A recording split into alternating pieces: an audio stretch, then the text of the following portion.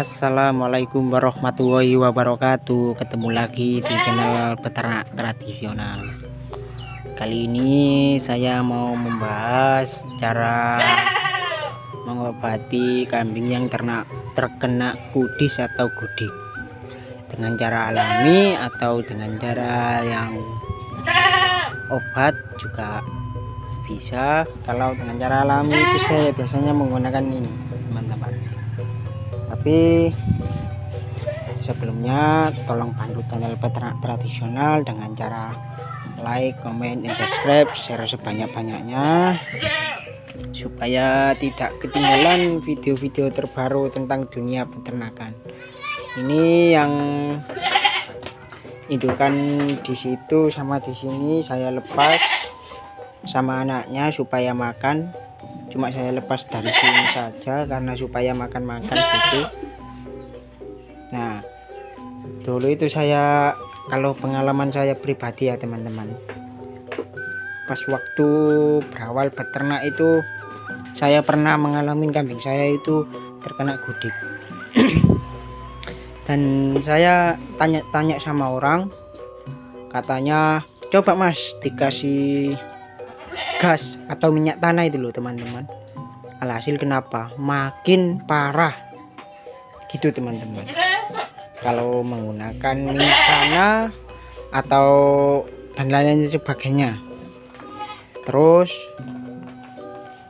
sudah sampai parah gitu, saya memanggil mantri hewan dan saya lihat, tapi saya diam, nggak tanya ke orangnya. Cuma saya lihat, saya hafalin itu apa obat namanya, dan saya lihat orangnya mengasih dosisnya berapa. Terus saya lihat itu obatnya Woromectin, dan itu saya lihat di Google dan atau saya browsing di sosial media untuk indukan untuk kambing besar itu dosisnya 1 mili gitu teman-teman. Dan menyuntiknya itu juga ada caranya, di dalam kulit di atas daging gitu teman-teman. Itu caranya untuk memakai obat Woromectin. Dan untuk cara alami sendiri, saya pribadi cuma menyediakan oli bekas ya, seperti itu tadi. Ini olinya. Nah, dengan cara ini membantu saya untuk apa ya, menghilangkan gudik-gudik. Gudik sendiri itu sifatnya apa ya, cepat menyebar. Bagaimana? Saumpama si kambing ini terkena gudik ya, saumpama ya, terus sudah saya suntik atau saya kasih dengan cara alami, ini harus saya pisahkan di kandang yang lain. Kalau tetap di sini ya tergores terus ya, atau goresan sama si kambing ini, dia akan, yang menggores itu akan terkena gudik. Bisa satu kandang, soalnya pengalaman saya pribadi itu gitu teman-teman. Kambing saya itu dulu itu lebih dari 25 ekor itu terkena gudik semua, dan per ekornya itu awalnya itu 50.000 awalnya itu. Soalnya saya ambil mantrinya dari Mojokerto. Kalau di Pasuruan sendiri itu daerah Bangil, benar gratis, cuma kita mengasih ongkosnya ya pasti agak banyak gitu teman-teman ya. Jadi mau nggak mau saya juga kepepet, secepatnya harus ditanganin ya. Saya telepon mantri hewan Mojokerto yang di daerah Ngoro itu, jadinya hitungannya itu ekoran teman-teman. Hitungannya per ekor itu dulu kalau besar 50, kalau kecil 25.000 teman-teman. Terus saya pikir-pikir kok banyak ya. Terus tapi itu yang pertama. Kedua kali saya begitu, terus saya telepon mantri juga. Saya lihat, saya hafalin, ternyata Woromectin itu saya browsing ya, seperti yang saya katakan tadi, dengan dosis sekian dan menyuntiknya itu kebanyakan itu di sini. Nah, di leher. Karena apa? Ya saya nggak tahu juga kalau orang-orang menyuntiknya di sini. Itu pun juga ada aturan.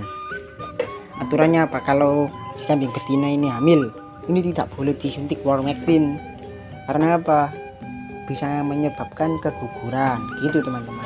Kalau jantan nggak apa-apa, meskipun terkena gudik langsung kita suntik nggak apa-apa. Tapi kalau indukan kita lihat dulu ya teman-teman, indukan ini hamil apa tidak, hamil muda apa tidak. Kalau kambingnya hamil kita suntik saja ya, lillahi ta'ala saja, akan keguguran gitu teman-teman. Dan kalau kambingnya si indukan itu sudah parah, terus kita dengan cara alami saja menggunakan oli. Meskipun parah ya saya juga menggunakan oli ya, alhamdulillah sekarang itu sudah menemukan obat alaminya.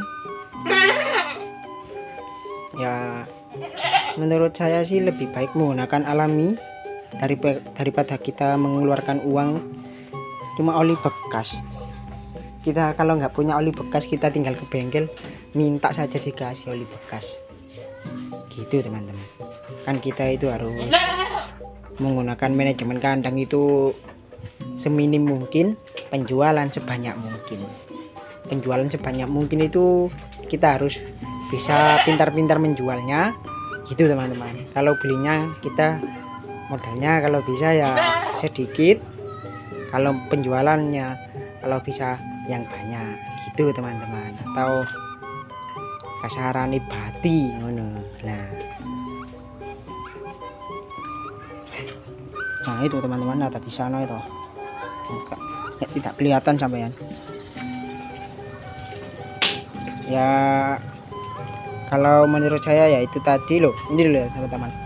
Kalau kandang ini di waktu sore hari, nanti kalau sudah pagi hari kotorannya sangat banyak sekali. Nah kalau kita tidak rajin-rajin bersihin kandang ya itu rentan sekali terkena gudik teman-teman si kambing. Jadi untuk teman-teman rajin-rajin membersihkan kandang ya teman-teman. Ya saya kira itu pesan saya. Jangan lupa subscribe ya teman-teman. Semoga bermanfaat. Jika video ini memang bermanfaat, share ke teman-teman kalian. Saya kira cukup dulu sampai di sini.